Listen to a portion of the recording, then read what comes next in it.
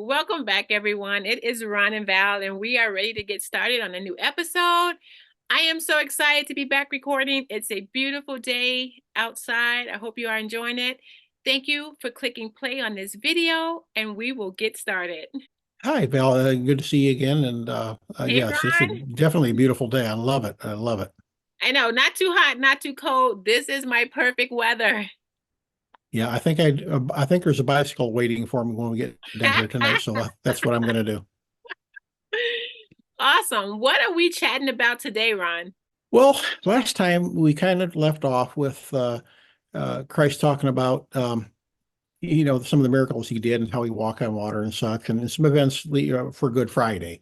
Uh, Now he's going into another kind of rolling it back and dialing it back a little bit. And he said, you know, all this stuff happened, but we had to kind of prepare for it. And he's talking about his feelings as he went through there, plus his disciples. So this, I think, is going to be a little bit lighter weight discussion today. And we'll just kind of go through some of the events that, as he's describing, it was a struggle for him mentally from the higher realm to being back on the earth plane. And anyway, we'll get into that. But it's I think it's just something to consider. Okay, let's do it. All righty. So anyhow, continuing on in chapter 3, he's talking about some of the events that happened just prior to his death. Are there actual examples of how the cosmic laws in action within our dimension affect people? When he began to prepare his disciples for his approaching death, it was a very difficult task.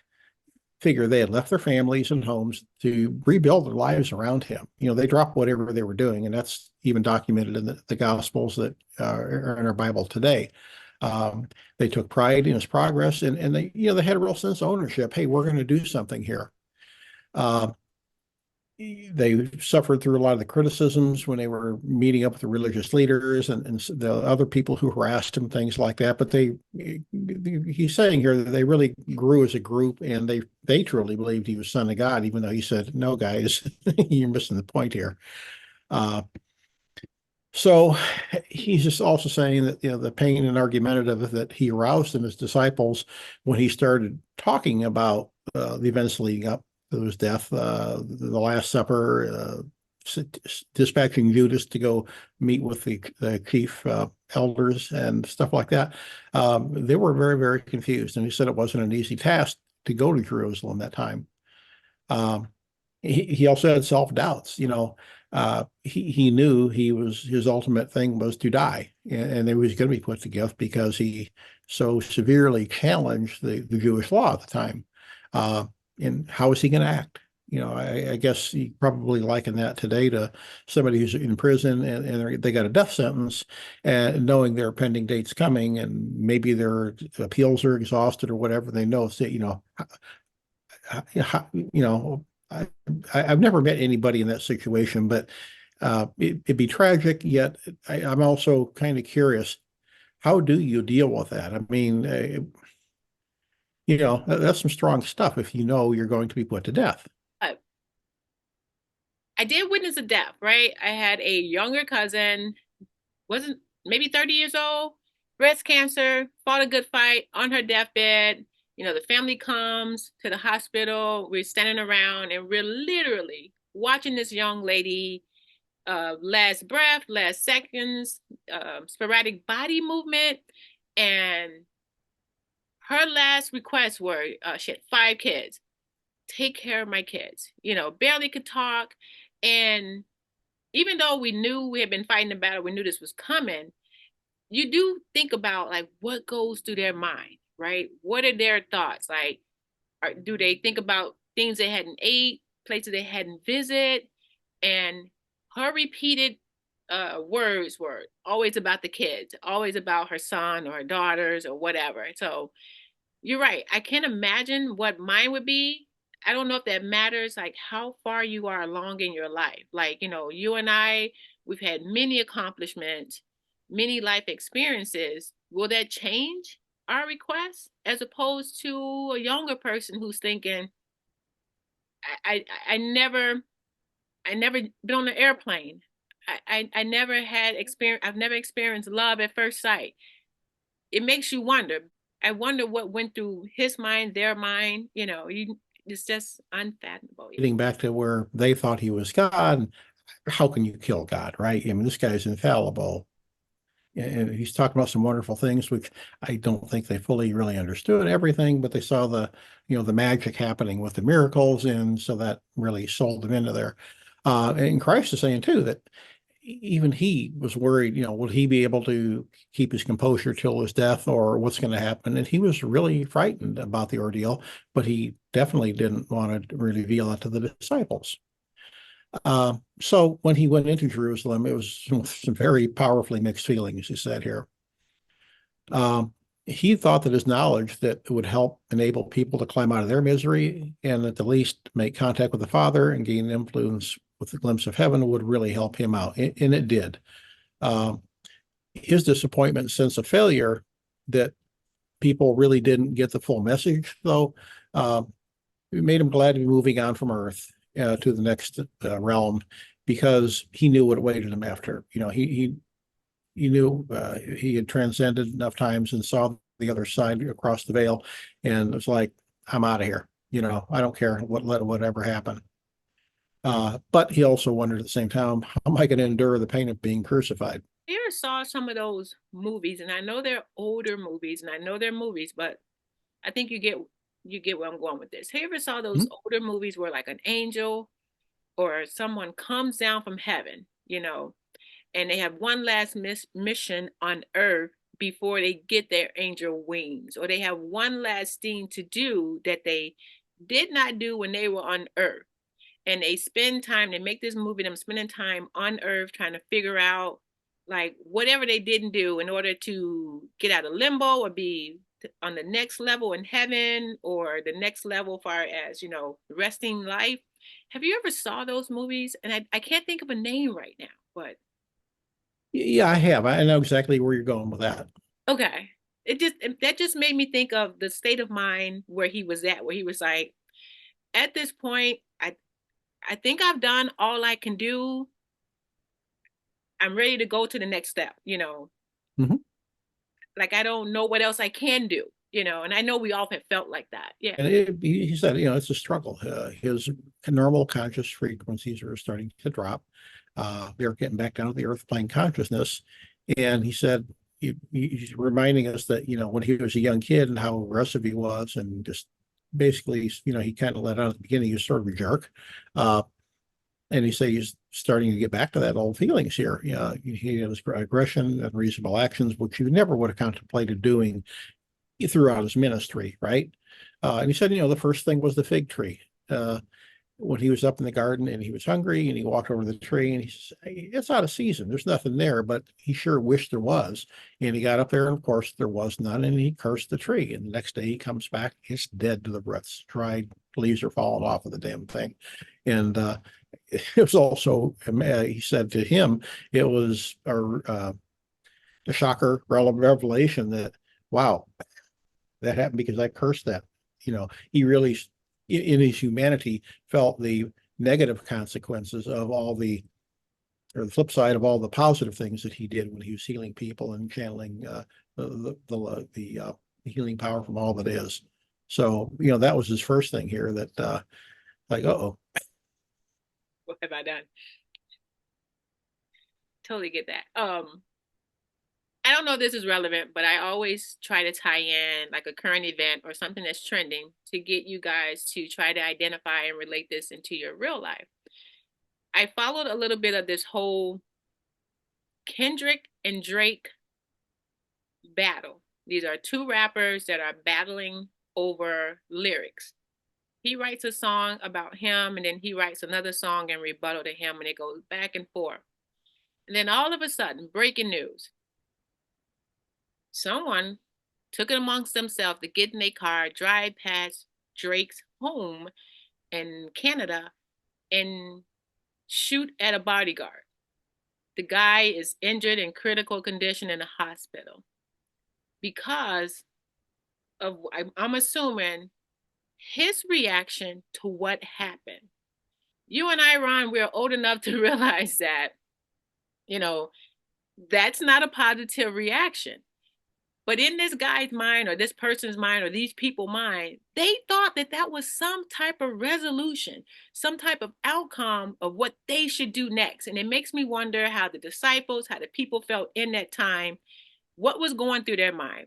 Like, this guy came down, he performed all these miracles, and you're teetering on, I saw it, I believe it, but how can it be? And how do I react? Do I not say something? Do I just stand in the crowd and let this happen? Everybody, the emotions are different. How do you feel? I'll let you continue. No, that's a great talking point, and I think it's very relevant here because that's kind of what happened. You could even relate it to some politics today, where people are getting whipped up in a frenzy over nothing, uh, over somebody trying to do something good, and in this case here especially, uh, but he's bad, and they turned everyone against them. Yep. So, the second thing he's talking about here was when he went back through the temple and the money lenders were there, and he said, this is crap. You're buying and selling animals that you're going in here and killing, and this serves no purpose. That's just,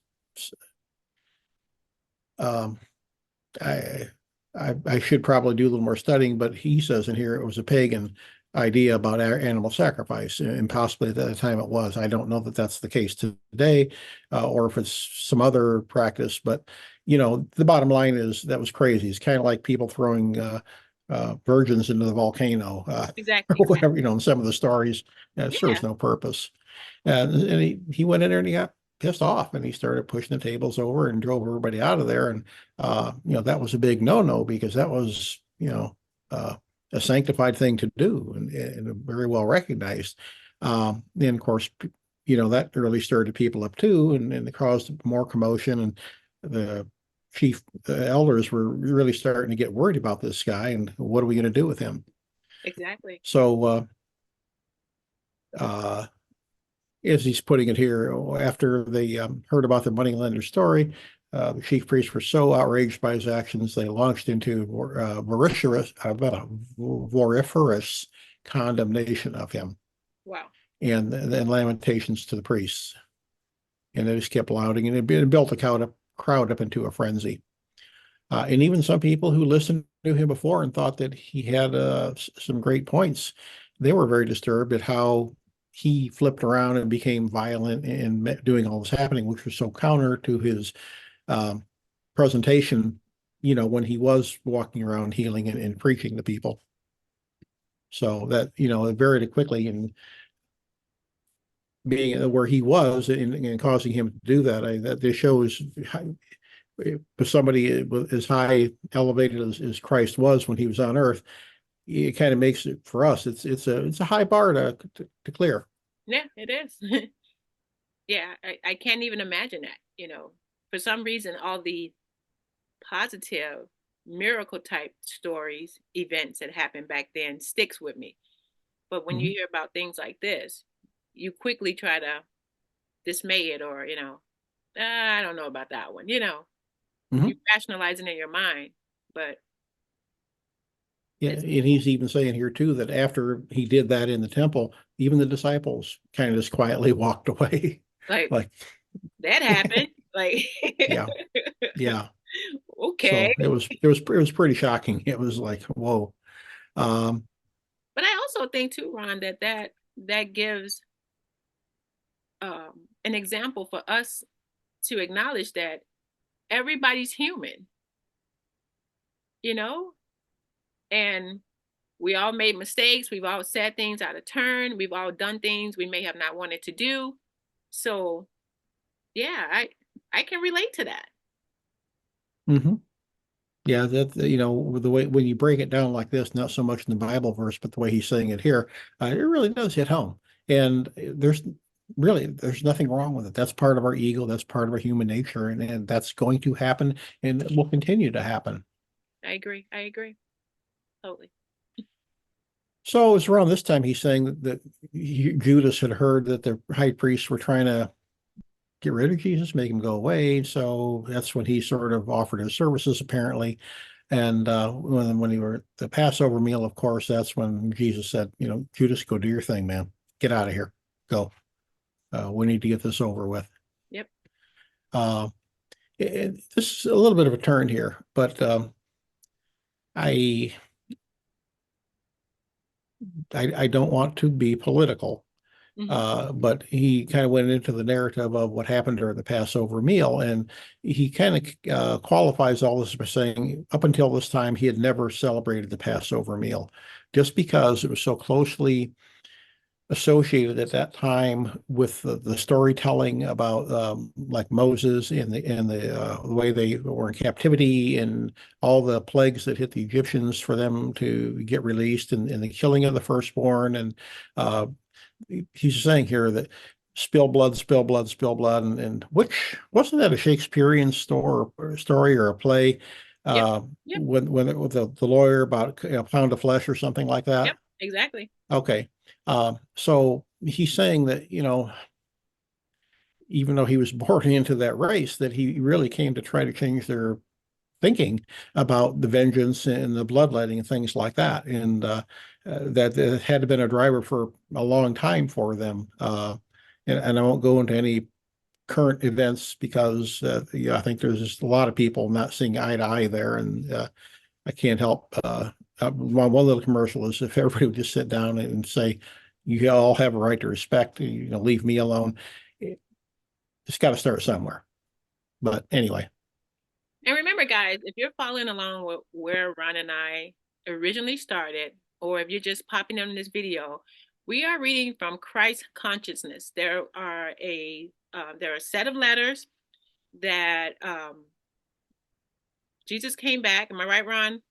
yeah, and he channeled them to I believe a lady who he says in the letters here that was prepared, uh, cleaned she prepared her mind over many years with some good things that happened to her and some bad things, and he was able to channel into her mind, and she wrote all this down, and these are what we believe are his words being written down and recorded for us today. Um, and So, he, he, so he- yeah. So go ahead. here's a non-biased person typing this up, putting it in word form so that we can have this right now today. And I think we're in letter three still, right, Ron? Yes. That letter three. So, guys, remember, he's now talking about previous events that you have probably read or heard about in church or in the Bible or read different stories about. And he's kind of giving you his take on it years later. And these letters, and the reason why Ron and I are still talking about these letters, reading these letters continuously throughout our life, because again, guys, they help and they can guide us in our life today. Things that were talked about how long ago is now relevant. The lessons, the words, the actions you can use today. Sorry, Ron. No, no, thank you for that clarification, Val, because I don't want to step in that pond and try to inflame anybody in particular, but this is the way the circumstances were at that time, and throughout their history, it seemed like they were preoccupied with the animal sacrifice and things like that, and he's saying that's just wrong. God has not sent us here to, I guess let me rephrase that. We're not here to please God. We're here to manifest God, and we should in our lives. And that should be the driving force behind us to try to do good to other people. Uh, and he's, explaining all the things that are in our way that help with our survival, which do not help with spiritual ascension. Exactly. Exactly. So I guess where he's going with this, though, he's talking about that, he'd never been to a Passover meal because the storytelling and the revelation of how God was on their side. And he said, God's not on anybody's side. We're all here to get along. Uh, and the reason we have the remembrance today that at least in the Catholic Church and probably some other Protestant churches have about the remembrance about the bread and wine and uh, how it's turned into like communion. He said he did that just so they would kind of remember his story, his message, and he related it to this is my body, this is my blood, because there was always a fascination of bloodletting, basically, and that seemed to stick in their psyche more than anything carry on, and a lot of them reveled in the fact that we're God, we're the chosen people, and uh, not so much is what he's saying. They just happened to be the lineage that he came through. But uh, he did say that, yeah, he did take the bread and he passed it around, but slight difference from what we have recorded in the Gospels. Now, he said he just likened the brokenness of the bread to the future brokenness of his body, and he asked them to repeat the breaking of the bread and distribution as a means of remembering the sacrifice of his body to bring them the truth about God and the truth about life, the truth about love, realizing uh, the truth about love. Okay, I'm sorry, I misread a sentence there. He said they were realizing that he was in a strange mood and they stopped eating and like, what? Yeah, like what's And happening? then list, yeah, they took some bread and they ate it silently, like, okay, what are you talking about? You're nuts. And then he said, next he took his goblet of wine and he passed it around, saying that they must each drink from it because it was a symbol of his blood, which would shortly be shed because he had dared to bring them the truth of existence. And the truth of his existence is everything that we've talked about up to this point about how everything is made from the same protons and electrons that get bound together in different form, and that really God, the God energy, the all there is what makes this illusion of these elements that come together to form our world, ourselves. But he's also saying that our consciousness is the part of the spiritual part of us that moves on, and there's a separation there, and we come together as a spiritual being in this body, in this our incarnation, in this world at whatever time we do come in, to learn lessons and try to manifest God. I love that. I So love that kind of got, I hope I did a okay job of explaining that. And it's quite a bit different than the way most churches present that today. He it. said it wasn't a magical thing. It's not turning into my body, but remember what I tried to tell you by remembering these things. It worked. It worked fabulously. I agree with that. I agree with that. And I know, guys, that this is a lot to take in. So, Ron, maybe we should end on that note Mhm. so it will kind of, linger a little bit. So Yeah. they can, if you guys gotta, move the needle and bring it back a little bit just to, hear the words again, do so. Yeah. And really, the best way is to read this yourself. I mean, you're getting me paraphrasing things, and then we get into the discussion. We're trying to make it relevant for everybody, but it, I don't want to take away from the true meaning of the words that are in the letters. And when you read it, it really, really hits home. It's a very, very powerful message. And as I've said time and time again, I can find uh, nothing wrong in the message here. It's very positive. It explains things to a level that modern people of today can understand scientifically, and how our world all puts together. And it's not some cultish bullshit or anything like Not at that. all. Read it and Not choose at for all. yourself. There is a way forward, and he's explaining how he did it. And there's nothing magical about it. There's nothing uh, immoral about it. It's just a very pure, clean message, and he's trying to explain everything and what he really came to do and the way he tried to deliver the message, is so we can move forward today, with the special advantage of all the advancements that we have in our world now. I love it. I love it. Thank you, Ron. Thank you, Thank everyone, you, Val. for clicking play on this video. Again, I hope and I pray that we have delivered this message the way that we were supposed to. I hope that it registers, change your heart, change the words that come out of your mouth in some form or fashion. Again, drop a comment below, like, comment, subscribe, share this video, do whatever feels naturally to come to you in your heart to do. We appreciate you and thank you for watching us. Thank you also, everybody, and we'll catch you next time. Bye bye.